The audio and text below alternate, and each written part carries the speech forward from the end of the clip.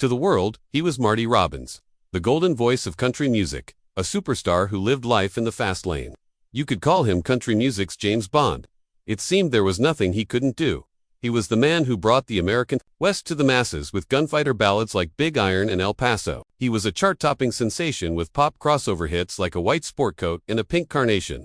He was a TV host, a movie actor, and a professional NASCAR driver who raced against legends like Richard Petty, draped in embroidered cowboy suits and armed with a seemingly endless supply of talent. He was an icon, a Renaissance man, a symbol of the Nashville establishment, and that was the man the world knew. The legend who filled arenas, sold millions of records, and was inducted into the Country Music Hall of Fame just 7 weeks before his death. His presence could fill a stadium, his voice could capture the soul of the West, and his life seemed like an open book, lived at 140 miles per hour. But behind the bright lights of the Grand Ole Opry and the roar of the racetrack, there was another Marty Robbins, a man only a few people ever got to see. But to his son, Ronny, who's just dad, and as Ronny tells it, there was a side to him that no one else ever got to see. At home, he wasn't the superstar, Marty Robbins. For decades, the stories of that man have remained largely untold. What was it like to grow up in the shadow of a legend? Who was the real Marty Robbins, away from the crowds and the applause? His son, Ronny Robbins, is now sharing the intimate, never-before-heard stories of the father he knew. He'll reveal the private family man behind the icon, contrasting the public superstar with the father who, despite his monumental fame, remained grounded in the most surprising ways. What was Marty Robbins really like as a father, and what is the true legacy he left behind? To really understand Marty Robbins the father, you first have to meet Martin David Robinson.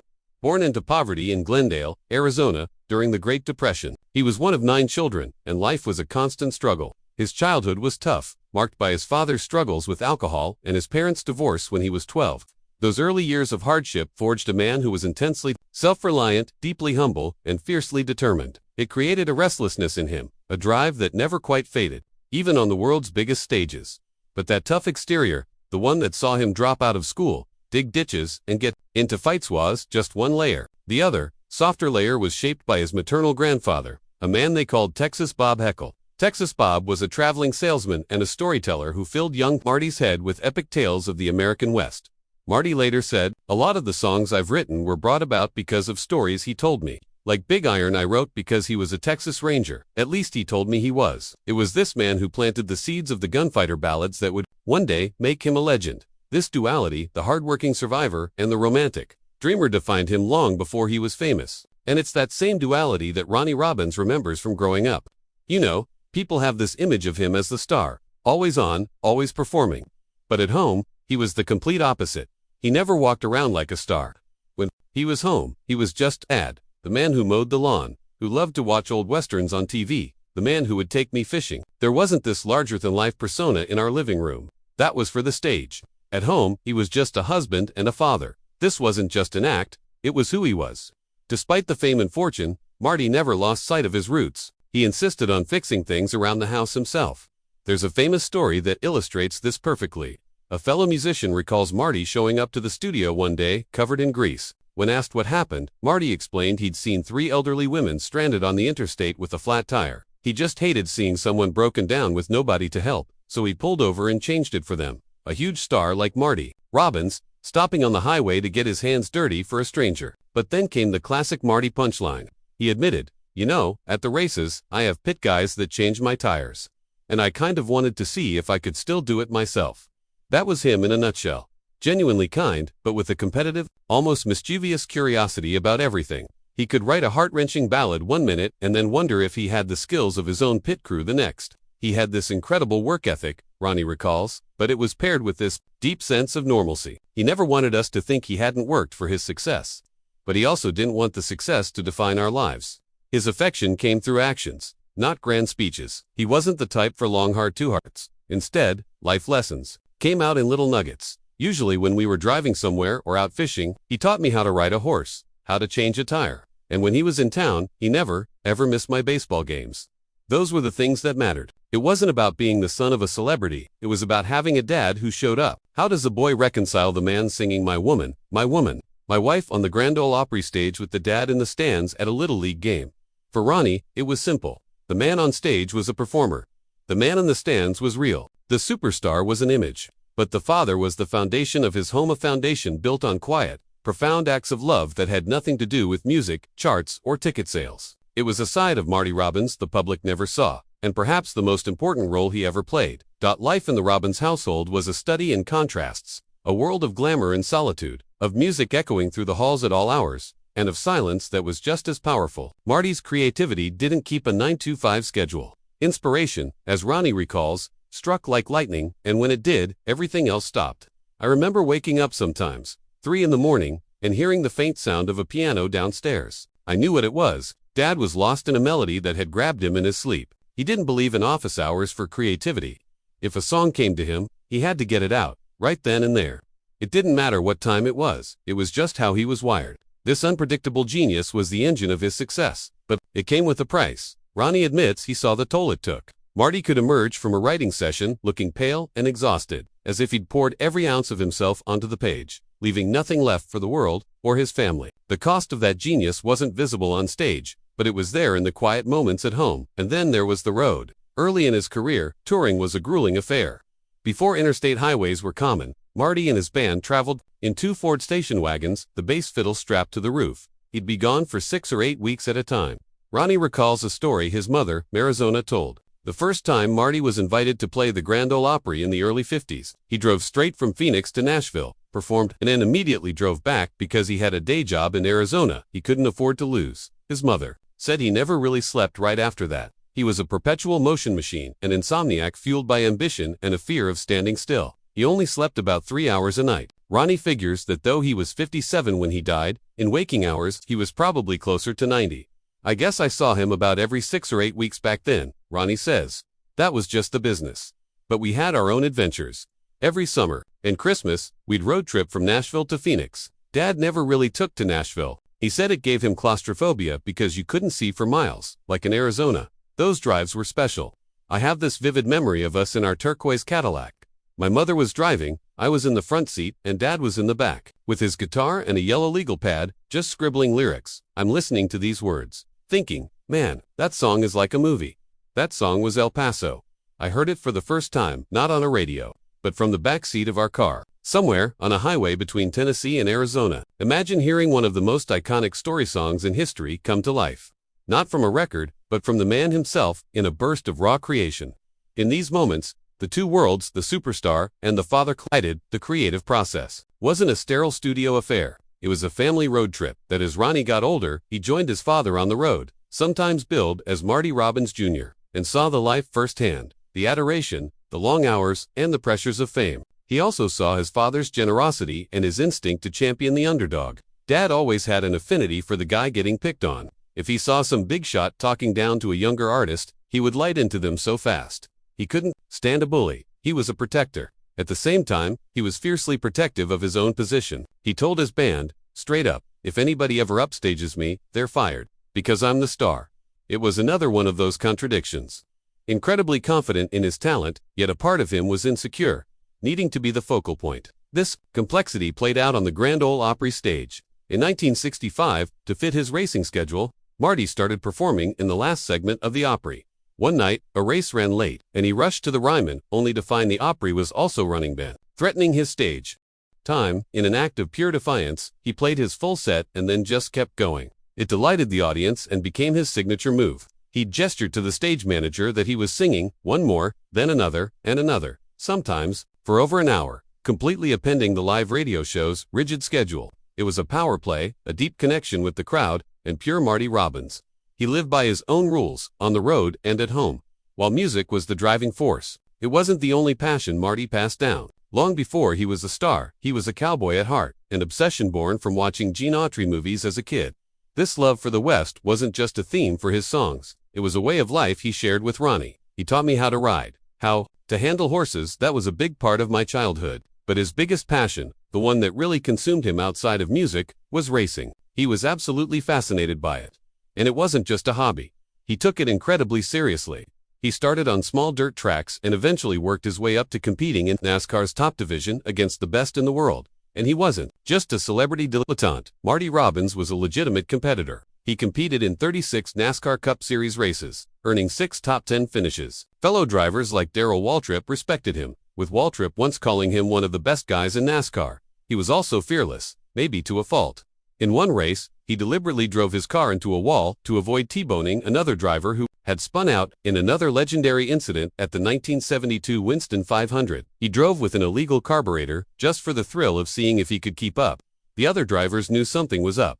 Richard Petty, the king of NASCAR, said, "I'm out there running, think I'm going good, and here comes Marty by me just a dig." After the race, Marty didn't wait to be caught. He walked right up to the officials and said, "Okay guys, I'm guilty. I just wanted to see how it would feel one time." That was his brand of honor. He'd break the rules for the experience, but own up to it with a smile. My mother, Marizono, couldn't watch. It made her a nervous wreck. He was so serious about it. The other drivers, the big guys, they let him run with them, but they laid down the law. After he came in near the top in a big race, their spokesman told him, "Marty, we don't play and sing, and you don't run in the top 10. If you want to run with us, you run in the back." But he loved it. He was as passionate about racing as he was about music. Of course, music was the primary lesson. Marty encouraged Ronny's interest, but his advice was unconventional, focusing on the craft of songwriting. "He gave me some of the best advice I've ever received as a songwriter." He said, "When you write it, look at it, then sleep on it. Get up and look at it again the next day. And if you can think of another word in the English language that sounds better, take out the old one and put in the new one." I think that's why his lyrics were so great. He studied his own work relentlessly, with this obsessive focus on finding the perfect word. That process was intensely personal. Marty rarely wrote. He believed music had to come from within, unfiltered. He had a strange ritual. He would sit with a blank sheet of paper and just stare at it. Then, in a sudden burst, he'd write an entire verse. If inspiration didn't come, he wouldn't force it. He'd simply walk away, saying, "It's not ready yet." Ronny once asked his father where El Paso came from. Marty just smiled and said, "I just saw it, like a movie playing in my head." In that moment, Ronny understood his father wasn't just a musician. He was a channel, pulling entire worlds out of his imagination. The core lesson was that authenticity can't be manufactured. It has to be lived, felt, and, in Marty's case, seen in the mind's eye. The greatest lesson he taught his children wasn't to follow in his footsteps, but to carve their own path with the same passion and integrity he brought to everything he did. So, who was the real Marty Robbins? The tough kid who avoided reform school, or the gentle cowboy crooner? The controlling bandleader, or the kind stranger on the highway? The truth, as Ronny reveals, is that he was all of these things. A man of deep and often jarring contradictions. He was known for his emotive performances, earning the nickname Mr. Teardrop. Yet he was intensely private, shielding his family from the public eye. He was fiercely competitive, on the racetrack and the stage, yet had a profound sense of humor. He wasn't a great technical musician by his own admission, but he was a master songwriter who could experiment with a dozen genres, from country and rockabilly to Hawaiian and gospel. He was a very complex man, says Ronny. There was a restlessness in him that I believe came from his childhood. That instability of growing up poor, of his family being so fractured, it stayed with him. Even with all the success, he was always moving, always striving, almost like he was afraid of what would happen if he stopped. He wasn't just afraid of dying, I think he was afraid of being forgotten. This fear may have fueled his incredible versatility. He didn't just stick to gunfighter ballads. He scored massive hits with teen pop songs, experimented with rockabilly, and recorded albums of Hawaiian music. He also wrote the song Ballad of the Small Man. And some say he even drafted a Western novel with a similar title, perhaps an ode to his own 5'6" stature. In spirit, however, he was anything but small. His health was a quiet enemy. He suffered his first major heart attack in 1969 and underwent what was then a risky experimental bypass surgery in 1970.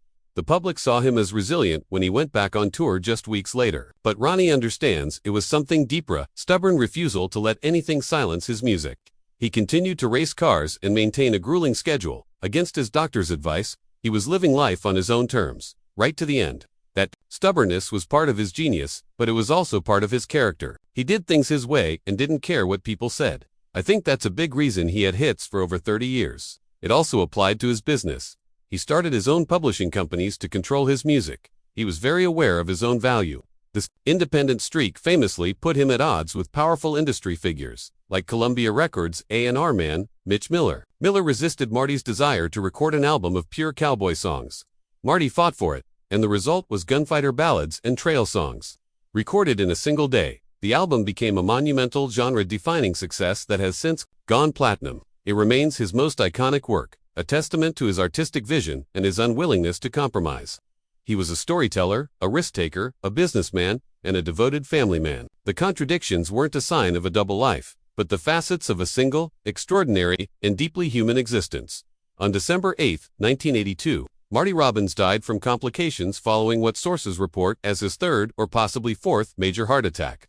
He was only 57 years old. Just 7 weeks earlier, he had received country music's highest honor, induction into the Country Music Hall of Fame. His career spanned nearly 4 decades, yielding 17 #1 hits, 2 Grammy Awards, and a legacy as one of the most versatile entertainers in music history.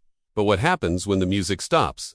For Ronny Robbins, the years that followed were a complicated journey through grief and the immense weight of a legendary name. After Dad died, the comparisons just intensified. Everyone, from friends to Nashville insiders, encouraged me to jump right in and fill that void. They kept saying, "You sound just like your dad." And every time I heard that, it felt like a coat that was too heavy to wear. I loved the music, but I hated the expectation that came with it. So, for a while, I did the opposite of what everyone told me. I walked away. Ronny stepped back from the spotlight, working behind the scenes in session work and production. He stayed close to the music but at a distance from the stage, taking on a different role, guardian of the legacy. He became the head of Marty Robbins Enterprises, the family business dedicated to protecting his father's name, image, and music. But the pull of the stage is a powerful thing. Eventually, Ronny found his way back not as a man trying to fill his father's shoes, but as a son honoring his memory. Today, you can see him on shows like Country's Family Reunion, sharing stories and singing his father's songs. When he performs Don't Worry or Big Iron, it's not an imitation, it's an act of preservation that keeps the music alive. I realized that walking away wasn't the answer, Ronny reflects. The real tribute was to keep the songs playing. It's not about being him, it's about sharing what he gave us. There was one time, not long after he passed, I was asked to sing at a small venue. I was nervous. I got up on that stage, looked out at the crowd, and before I played the first chord, I just said, "This one's for Dad." And in that moment, I understood. His voice, his spirit, it lives on in those chords, in those stories. And what a legacy it is. The influence of Marty Robbins is vast. His songs have been covered by everyone from Johnny Cash and Elvis Presley to the Grateful Dead. His blend of country, western, and pop opened doors for countless others, proving that a country artist could be a true Renaissance man. So, who was Marty Robbins? He was a man born in a desert shack who rose to international stardom. He was a gunfighter balladeer who wrote tender love songs. He was a NASCAR driver who feared being forgotten. He was a disciplined artist and a rebellious showman.